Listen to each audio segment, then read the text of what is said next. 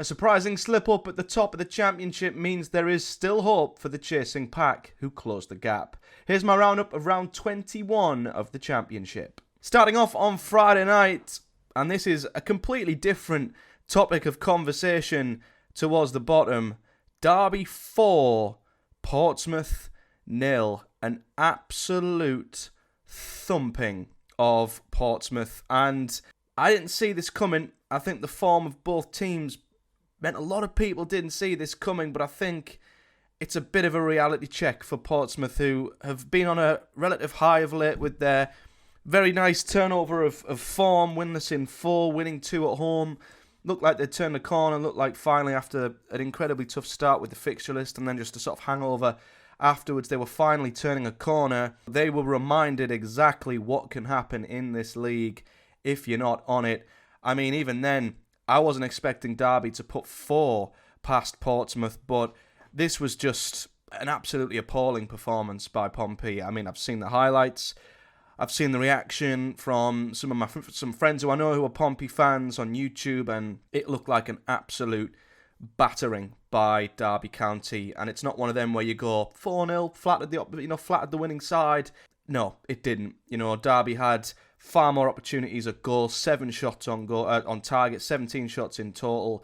Pompey were absolutely anonymous in this game. They only mustered 3 shots all game, not a single one on target. Well beaten, and it goes back to some of the defeats they've had earlier in the season. The 6-1 defeat to Stoke. There was an away game that followed that where they didn't lose by as many. It might have been Cardiff, where they should have maybe lost by just as many. Pompey have these really worryingly heavy defeats in them on the road, and it's brought them right back down to earth, it's safe to say. So they need to get over this very, very quickly and banish this defeat as soon as possible. And Derby, to be fair, needed this themselves. They were winless in 6. A 4-0 win at home is going to get them back on track as well. So, yeah, a result that no one saw coming. A fantastic result for Derby. An utter shocker from Pompey.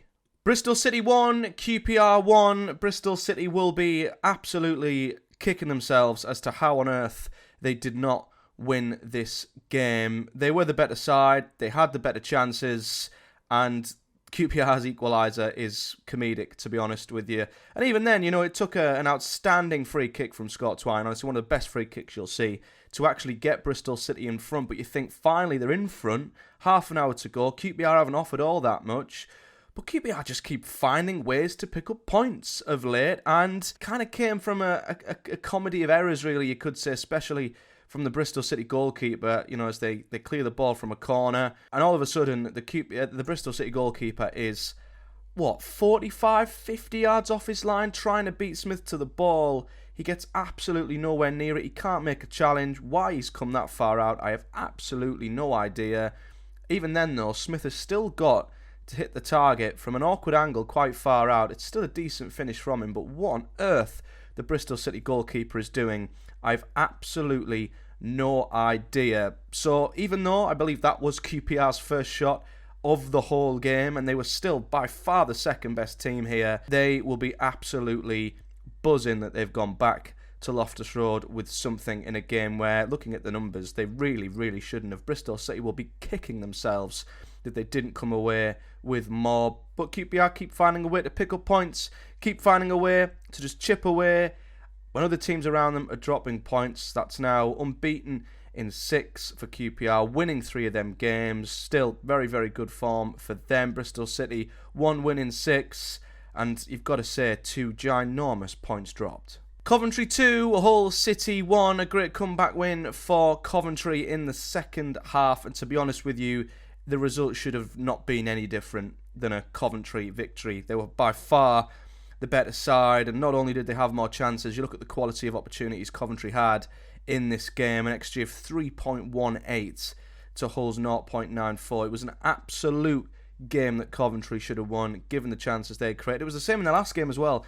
They're creating a lot of chances, and to be fair, they have done all season. They're massively underperforming their attacking underlying numbers with their XG, etc. So it's not really a surprise to see this Coventry City side create. It's just whether they can convert, and it was a great result for them here to come from behind. I'm sure when Pedro put Hull in front, against the run of play, Coventry fans were fearing this was going to be another one of them horrible days at home where they just find a way of dropping points against a team they really, really shouldn't. But they come back, got the win. Another 3 points for Frank Lampard. It's 2 wins and 3 for him now. So they're still, quite far off the playoffs. They've still got a lot of work to do. But these are the games they simply have to be winning. And coming from behind isn't a bad way to do it. Hull, on the other hand, yeah, they got themselves in front, but they were by no means the better side here. They were second best, and they just need to hope that Ruben Selles can get his era up and running at some point soon, because they remain bottom. They remain, I think their winless run now stretches to 13 games, so they need to get things going pretty quickly if they want to get themselves out of trouble. So there's still time on their side to do that. Same for Coventry, really, who are still quite far off the playoffs, but I wouldn't rule them out putting a run of form together. Preston 1, Leeds 1. This was the big result at the top of the Championship, because Leeds have seemed imperious of late, but when you look at their away form, there's actually quite a few reasons to be a little bit concerned if you're a Leeds fan. They seem to be really leaning on their home form right now, more than I realised, to be honest with you, and they do struggle when they go to Preston. I think it's one of the places where they do struggle to visit at times, but it took a 93rd minute own goal for Leeds to get themselves level in this game. They've, dragged a point from the jaws of defeat, which I guess is a good thing. However, dropping 2 points away to Preston, a great result for them. It's only one away win in their last 7 for Leeds. That is something you'd have to say needs to improve if they are to get top 2, just because the standards are so high. So Leeds really need to sort that out. Their only away win in them last 7 was that dramatic 4-3 win away at Swansea, which come very late as well. So they could have quite easily failed to win in any of the last 7 away games. So there's a reason for Leeds to just, stay on their toes and improve in that area. But you've got to say, given how well they've been playing at home especially, it's still a very, very good point for Preston. Their opening goal was a beauty, a great counter-attacking goal. And although they've not won as many games as they'd like, I think it's 5 draws in 6 for Preston. They're chipping away, they're picking up points, it's getting them away from the danger zone. And I guess Heckingbottom, although not setting the world on fire down at Deepdale, he's making them, especially at home, I would say, a tough team to beat. I think like Leeds, they still have room for improvement on the road, but as long as they pick up points at Deepdale, Preston shouldn't be in that much trouble. Leeds, though, need to start picking up more points away from home. Blackburn 2, Luton 0. Blackburn's winning run goes to 6 games, and that is the longest winning spell of any side in the Championship this season. And once again, they did it with a clean sheet. 6 wins in a row, 5 clean sheets. Blackburn Rovers are absolutely on fire right now, and they deserve credit for once again putting an opposition team away, once again not conceding. It's just as good as it gets, really, for Blackburn, and I'm sure they'll be dreaming big. I think if they win the game in hand, if that game in hand was tomorrow, they'd only be two points off top 2. It's quite remarkable, and I'm sure Blackburn Rovers fans will be dreaming big at this point, and I don't blame them for doing so. But on the other hand, the added caveat to this is it was at home to a Luton side who are appalling travellers. Their away record is only worse by Oxford and Plymouth. They are in the relegation zone in the away league table, Luton, and they are, I think, the 3rd worst defence away from home and one of the worst defences in the Championship as a whole, maybe only behind Plymouth.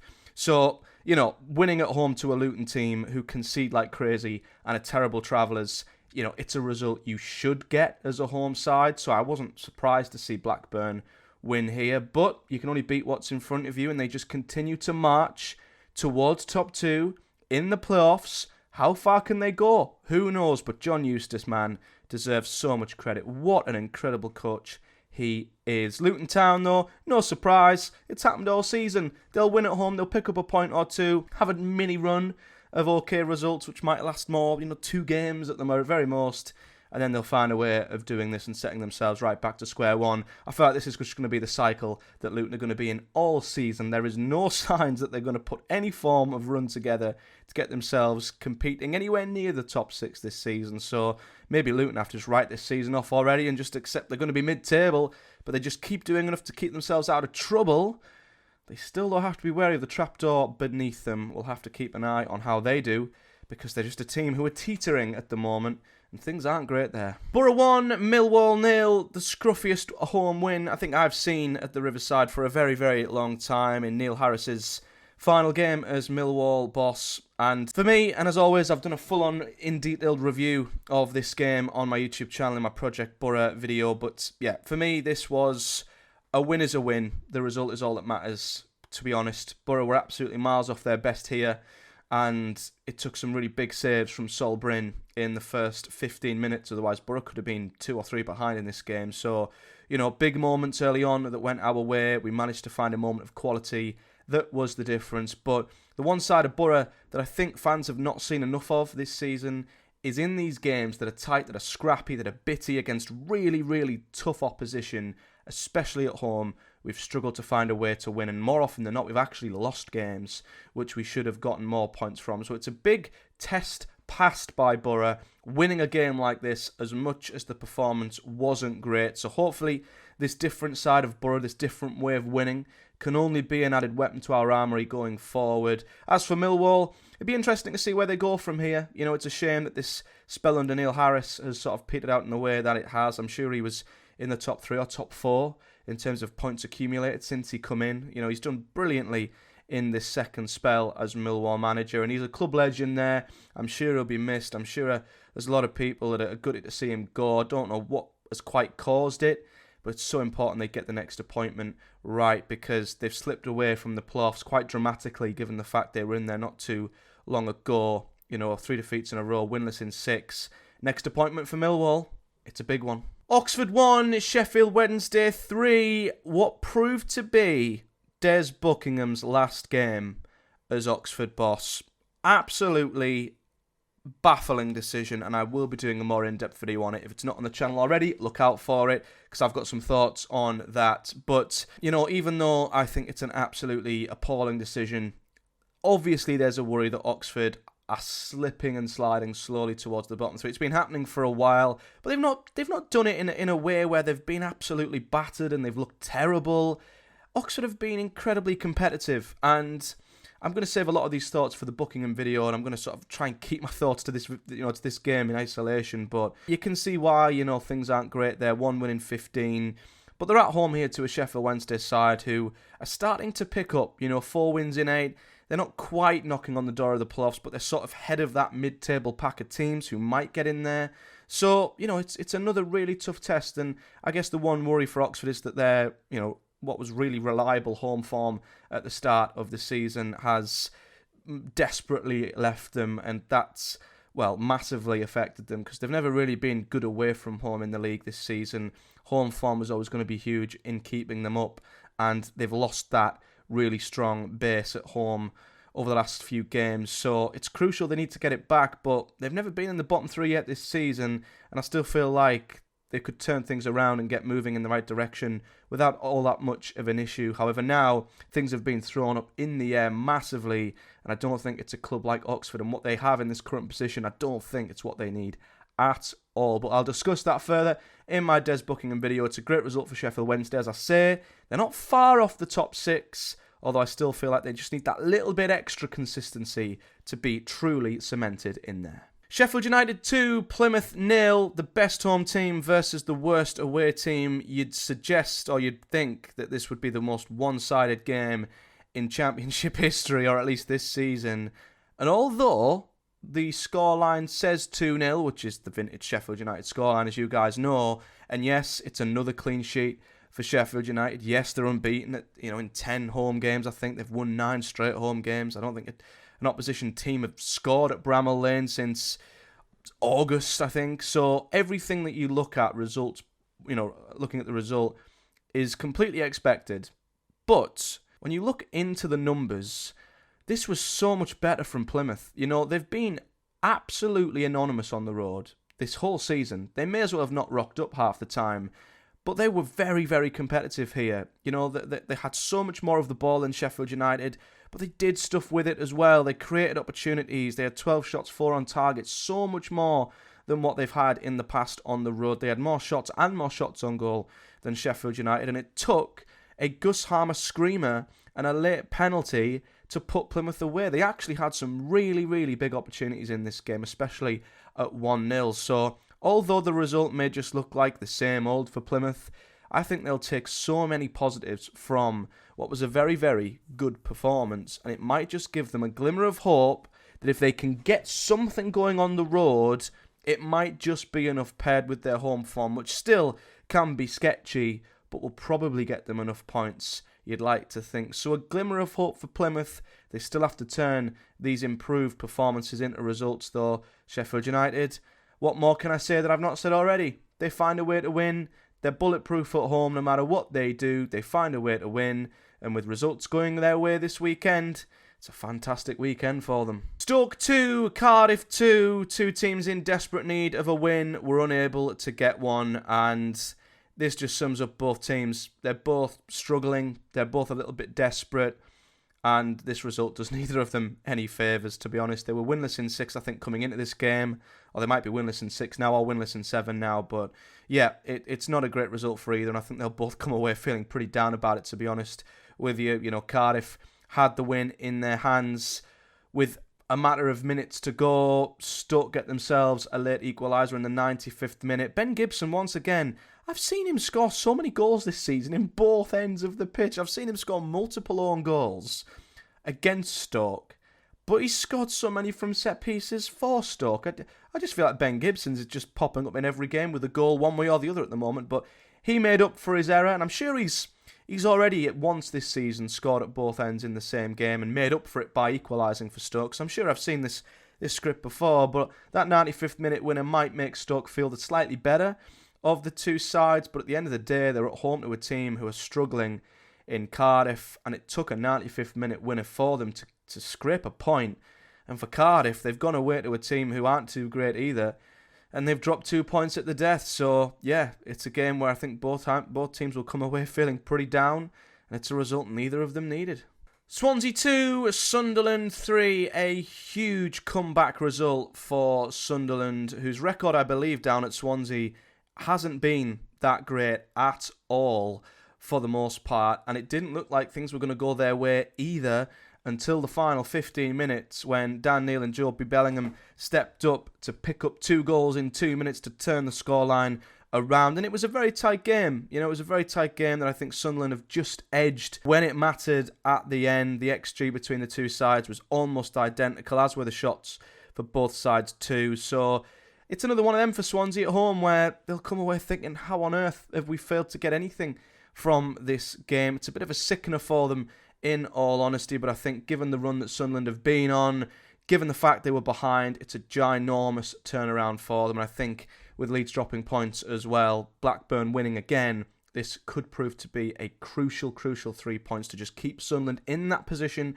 where they are right now, keeping an eye on the top 2, while also keeping themselves very much clear of 7th and the playoff chasing pack. So a huge win for Sunderland. It's their first away win in 5, and a huge comeback for them, which they'll be looking to build on. Watford 2, West Brom 1. Watford win the crucial battle of the playoff chasers down at the Vic, and I'm not too surprised by this result, really. You've got West Brom, a team who have won 1 in the last 14, I think, up until this point, or maybe it was 2 in the last 14, who are either drawing games or winning the odd one or losing the odd one. Not much is happening at West Brom, whereas Watford have been all season an incredibly strong home team, and they've proven to be the case once again. 2 very good finishes by Bayo, 1 really good header. Another was a really good takedown and a good finish. I think West Brom would be disappointed that he was able to pretty much take the ball down in their own penalty area and have a free shot at goal. But he took both goals really well, and West Brom just couldn't quite get themselves back into the game. And that means that it's now 8 wins from 10 home games for Watford. It's the same story, really. They just need to sort their away form out and be a little bit more consistent away from home, and they'd have been in the playoffs without any question. And they still might be, because I think they're joint with Boro now in 6th, and they have a game in hand on Boro, so they still have a huge chance of getting themselves into the top 6 with that game in hand. But you don't expect anything less than Watford at Vicarage Road. It's another very good win for them. And it's a bit of a blow for West Brom, you know, losing 3 points to a direct rival. Only 2 wins in 15 for them now. So, yeah, I still feel like they're hanging around West Brom, despite them being on what feels like a really, really poor run for a while now with not many victories. But again, they need to start turning some of these draws into wins. And if they do that, they're right back in the mix. If they don't, they're going to slip away. So they're kind of on a knife edge right now. And finally, Norwich 1, Burnley 2. Burnley keep finding a way to win. I don't know how on earth they do it. Continually under Scott Parker, an XG of 0.4. They've scored 2 goals. They've come from behind.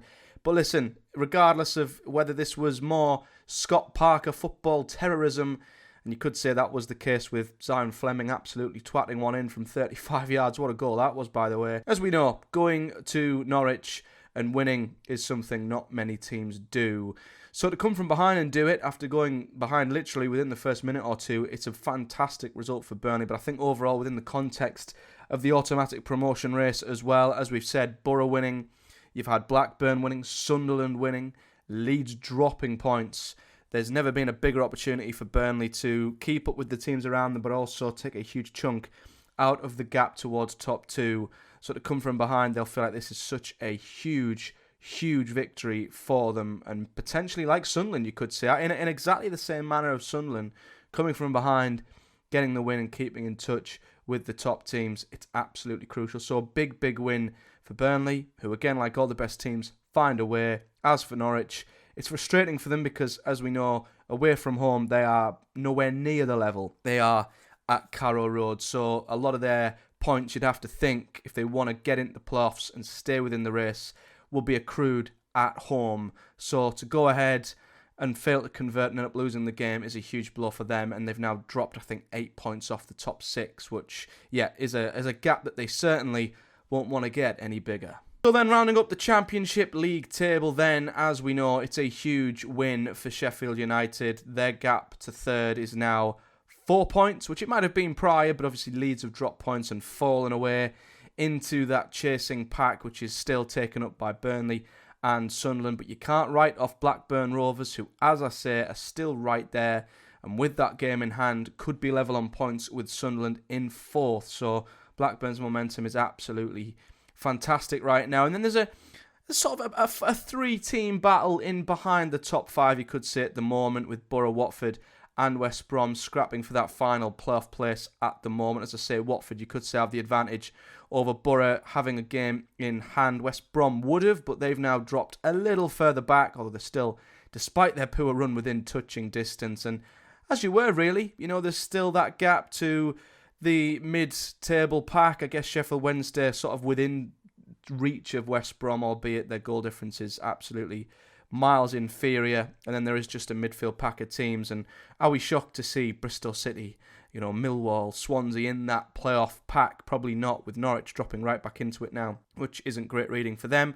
As we head towards the bottom end of the table, still there's a lot of teams that I think are just a little bit further clear, who maybe don't have all that much to worry about. I think Luton still are just further enough away to not quite be too worried, although they won't like being back down to 19th. It is very much Oxford down, you could say, with that sort of bottom 5 scrapping at the moment to stay out the bottom 3. Pompey have dropped back into it, with Cardiff getting the point at Stoke. I could say, like the top 6, Pompey still have that game in hand in the back pocket, but they certainly will want to bounce back from that 4-0 thumping of Derby. Their hope is that it doesn't set them back to where they were previously. And then, Plymouth, Hull, there's positive signs in some respects, but they're still not getting the results. They're just lucky that they're still within touching distance of safety at this moment in time. But let me know your thoughts on this round of Championship games. As always, I'll be back, and because there's a week gap between games, I'll be back midweek to predict next weekend's round of Championship games, before, of course, reviewing them. And then suddenly, it's Christmas, which is always nice. So a big, busy period coming up, where I'll try my very best to cover as much of the Championship as I can in and around the Boro games as well. We'll see how we get on throughout the Christmas period. But that's it for round 21. If you've enjoyed the video, smash the like button, subscribe for more, and hit the bell too, so you never miss when a video drops here on the channel. As I say, leave me a comment below with your thoughts on your team as always. And until next time, guys, do take care, and I'll see you all